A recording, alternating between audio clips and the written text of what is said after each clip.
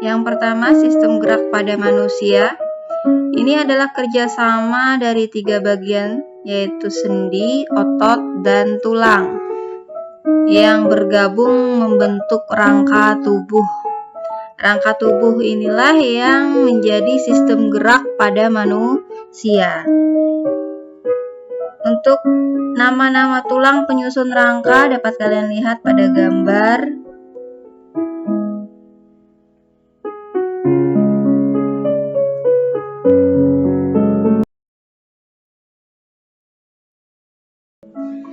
Macam-macam tulang pada sistem rangka manusia.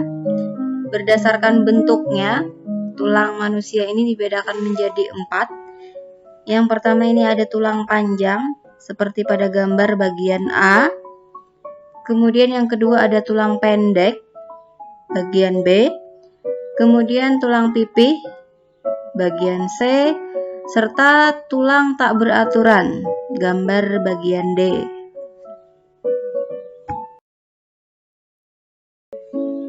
Berikutnya, fungsi sistem rangka bagi tubuh manusia. Yang pertama ini memberi bentuk dan menopang tubuh. Kemudian ada melindungi organ bagian dalam, tempat menempelnya otot, dan tempat pembentukan sel darah. Bisa kalian lihat di situ untuk lebih jelasnya.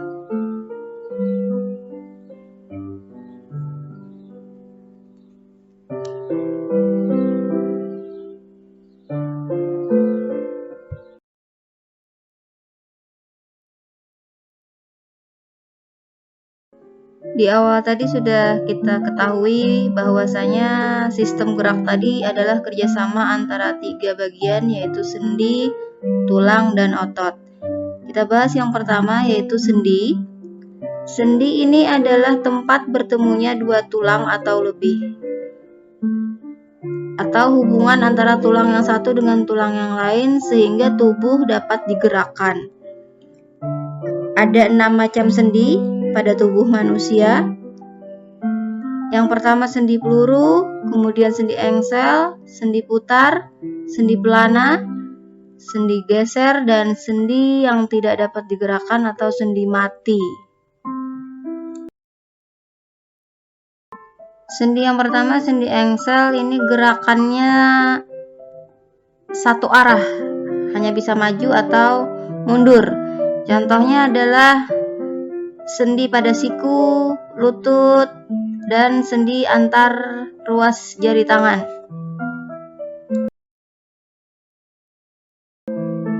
Yang kedua, sendi peluru. Ini gerakannya ke segala arah. Contohnya sendi antara tulang paha dengan tulang gelang panggul, juga sendi pangkal lengan atas dengan gelang bahu.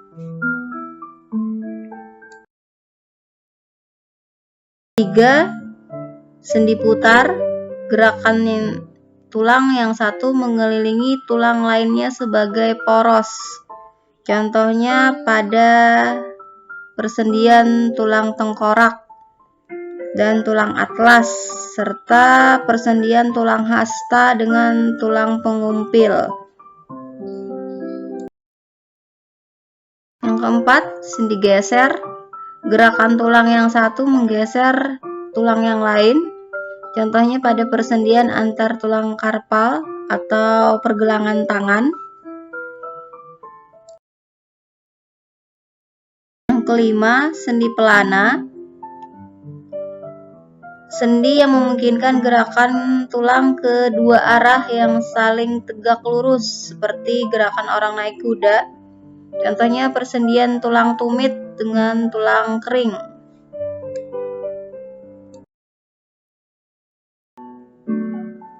Tadi sudah ada tulang berdasarkan bentuknya, kemudian macam-macam sendi. Berikutnya ini adalah struktur tulang. Model tulang pada manusia dapat dilihat pada gambar. Ada diafise, epifise, kemudian pada bagian atas ada tulang spons, tulang kompak, kemudian pada bagian dalam pembuluh darah, kemudian sumsum putih tulang, dan bagian fokusnya periosteum.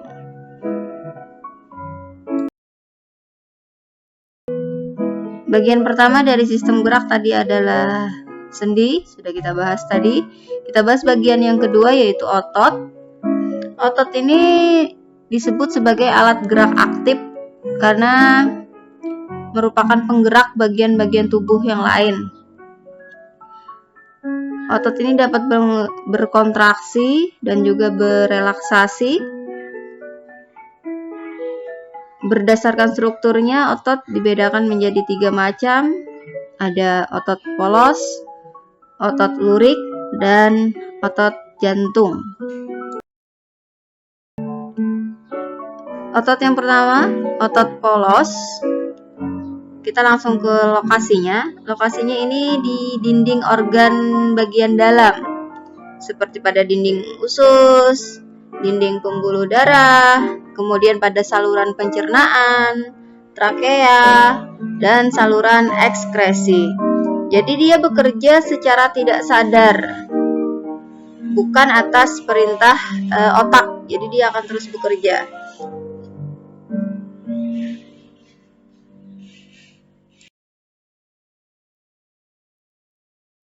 Otot yang kedua yaitu otot lurik.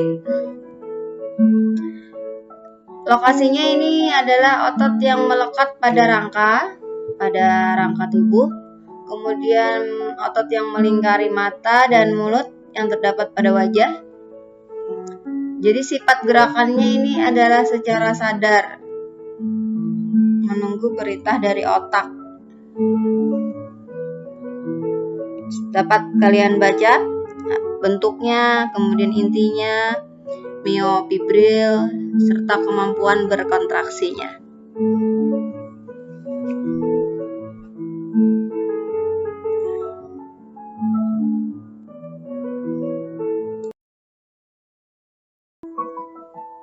Macam otot yang ketiga, otot jantung.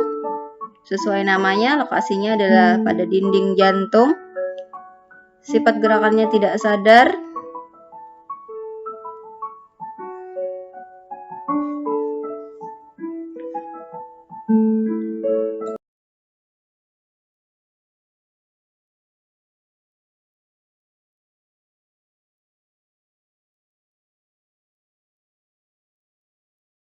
Berikutnya kita bahas tentang penyakit dan gangguan pada tulang.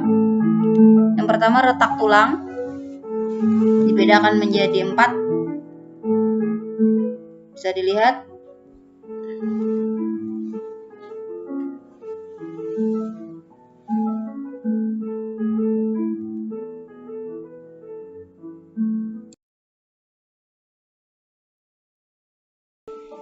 Gangguan tulang yang kedua, rakitis. Tulang menjadi rapuh karena kekurangan vitamin D. Kemudian tulang kaki itu berbentuk X atau O. Pada gambar itu O.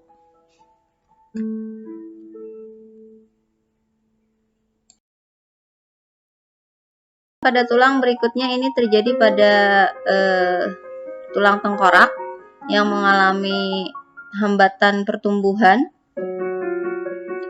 Ada mikrosefalus dan ada hidrosefalus. Kalau mikro, pertumbuhannya terlalu kecil. Kalau hidrosefalus, ini terjadi pelebaran rongga otak sehingga kepala membesar.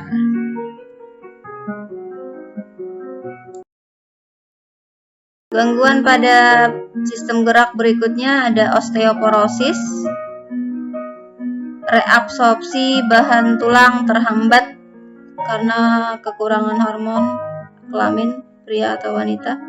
Biasanya terjadi pada orang yang sudah lanjut usia.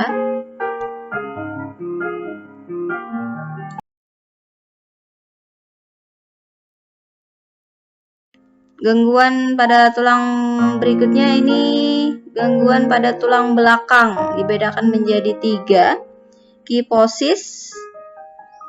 Tulang punggung melengkung ke depan sehingga penderita kelihatan bungkuk. Kemudian skoliosis, jika tulang belakang melengkung ke arah samping, jadi badannya melengkung ke kiri atau ke kanan. Kemudian lordosis, jika tulang belakang melengkung ke depan, menyebabkan kepala tertarik ke belakang. Perutnya ke depan, kepalanya ke belakang.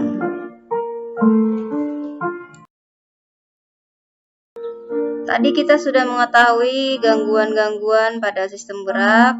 Nah, kita juga harus tahu bagaimana upaya untuk menjaga kesehatan sistem gerak kita.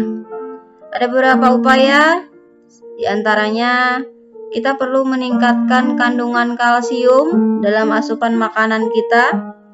Contohnya, kita perbanyak makan susu, minum susu, kemudian kangkung, makan kangkung, kedelai dan olahannya, kemudian ikan salmon, kacang almond, dan brokoli.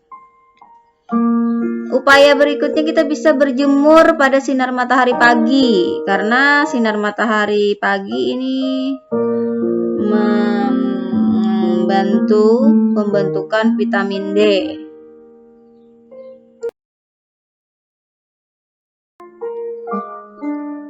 Upaya berikutnya, selain dari berjemur untuk mendapatkan vitamin D, itu juga dari asupan makanan.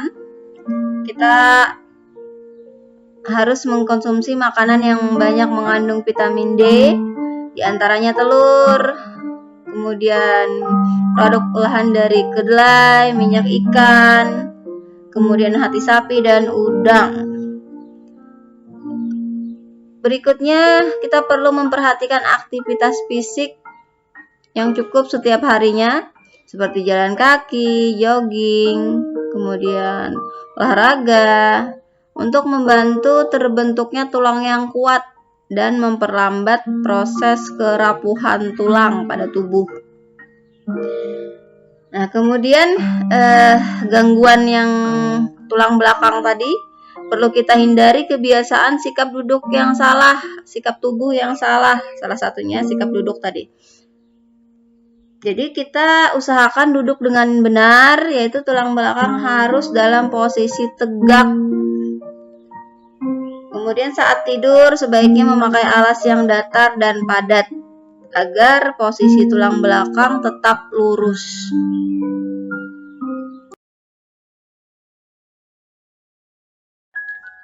Demikian daring kita hari ini, semoga bermanfaat.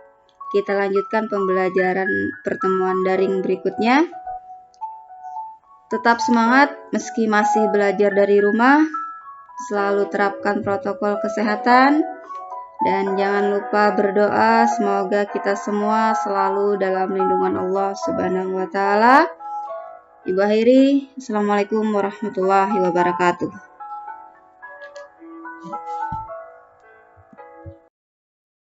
Demikian daring kita hari ini. Untuk daring berikutnya nanti kita bahas tentang sistem gerak pada hewan dan tumbuhan. Tetap semangat belajar dari rumah. Tetap terapkan protokol kesehatan. Semoga pandemi ini cepat berakhir. Ibu akhiri, Assalamualaikum warahmatullahi wabarakatuh.